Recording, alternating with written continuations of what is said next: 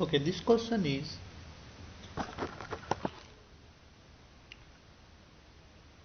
so let me make the diagram for this problem. So this is an easy problem. So there is a horizontal surface and there is a vertical surface, both having friction coefficient mu. So friction coefficient of this ball are basically mu. Mu is given to you. Now there is a rotating cylinder is kept somewhere here, and the radius of the cylinder is given to you, that is r. Friction coefficient mu is given to you, I have already said. Initially the cylinder is rotating in this direction. So let me read the question. So this says uniform cylinder of radius r. So this is a uniform cylinder, it's a solid cylinder, so let us say I will be mr square by 2. So uniform cylinder of radius r spinning about its axis with angular velocity omega naught. So this is initially rotating with angular velocity omega naught about its axis to the angular velocity omega naught, and then placed into the corner, and now it is placed into the corner. The coefficient of friction between corner balls and the cylinder is equals to mu. So this is the friction coefficient at these two surfaces are mu. How many turns the cylinder accomplishes before it stops? So cylinder will basically stop. You see, this is the tendency to move this side.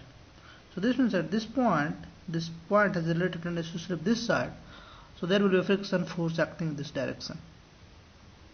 This point also has a tendency to move this side.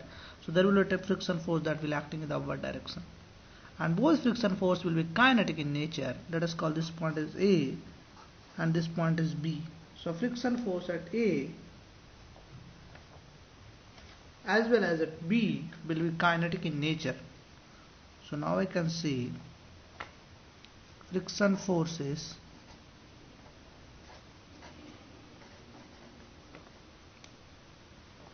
friction will be kinetic in nature. Are you getting? Because this friction force is acting to decrease the relative slipping. So this will be kinetic in nature, and so friction force will be given by mu times n. So let us say friction force will be given by mu times n. Question asks how many turns. So this means this friction force will decelerate the motion. So question asks how many turns it will take before the motion ceases or the disc stops. So I have to find how many turns. That is basically I have to find theta. And if I divide theta by 2 pi, then I will get how many turns. So I have to find theta. Are you getting? So how will you proceed? So let us first make the free body diagram. So this is my cylinder, and at this point there will be a normal reaction that will act. So let us call this point as A and this point as B.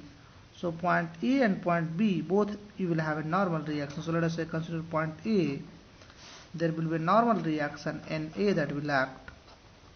Another force, this is the center of mass, mg will also act at this point in the downward direction. This point is slipping in this direction, so friction force Fa that will act in this direction, and Fa will be nothing but mu times Na. So this is mu times Na. Now consider at point B. Now this ball basically pressed to this sphere or cylinder in this direction, so we will have a normal reaction that is acting in this direction. Let us call this as NB. Are you getting? Now this is rotating in this direction. So at this point slipping tendency is this side. So there will be a force slipping tendency this side. So friction force will act in this direction. Now let us call this the FB. Are you getting? And FB will be equals to mu times nb. Now if I write equation for vertical motion, because strictly we remain in vertical direction, na plus fb, that is mu times nb, this is the force that is acting in the vertical direction. Downward force is equals to mg. Are you getting? So this is my equation number 1. I can also write one equation in horizontal direction. So in horizontal direction, your force Fa, that is mu times Na, and this will be equals to Nb, because in the horizontal direction again, this disk is not translating, this disk is simply rotating. Now the third equation I can write using torque is equals to I alpha. So if I take torque about this point, so frictional force will be torque that is opposite, so friction force torque will be mu times Na into R. So this will try to rotate in this direction. Fb will also have a torque. This will also try to rotate in the opposite direction. So that is mu times Nb. Are you getting? Into R. And both torque will basically decelerate. So let us write this is equals to minus I into alpha. Now if I plug the value of Na and Nb from the equation, this equation, I can solve for Na and Nb. So let us use equation 1 and 2 to solve for Na and Nb. So I can write Na is Nb by mu. So let us plug in equation 1. Na is Nb by mu. This plus mu times Nb. This is equals to mg. So if I solve for Nb, what I will have mu times mg divided by 1 plus mu square. So this is my Nb. Na will be similarly, Na is nothing but mu times, so you check here, Na is Nb by mu, so Nb by mu is simply mg divided by 1 plus mu square. So this is the value of Na and Nb.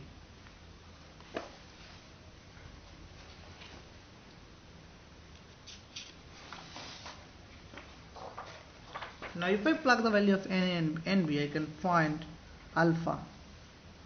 So what we have, mu into R, if I take common, you see equation number 3. So check your copy yourself.